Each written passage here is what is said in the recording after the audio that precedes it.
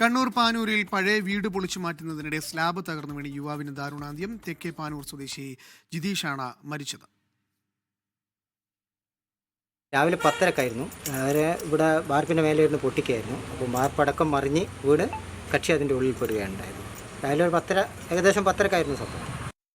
അജീഷ് ജയകുമാർ വിവരങ്ങളുമായി ചേരുന്നുണ്ട്. അജീഷ്, വളരെ ദാരുണമായ ഒരു സംഭവമാണ്. വിവരങ്ങൾ.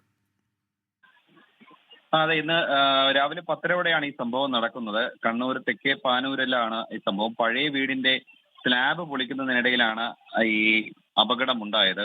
തെക്കേ പാനൂർ സ്വദേശിയായിട്ടുള്ള ജിതീഷ് 43 വയസ്സായിരുന്നു.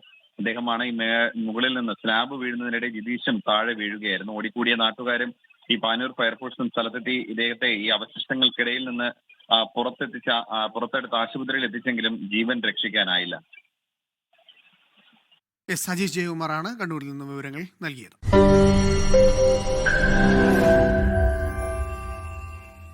ലോകത്തെവിടെയായാലും ഏത് സമയത്തും 24 വാർത്തകളും ഓഗ്മെന്റഡ് റിയാലിറ്റി പാക്കേജുകളും എക്സ്പ്ലെയിനറുകളും വിശദമായി കാണാൻ ഞങ്ങളുടെ യൂട്യൂബ് ചാനൽ നിങ്ങൾക്ക് സബ്സ്ക്രൈബ് ചെയ്യാം.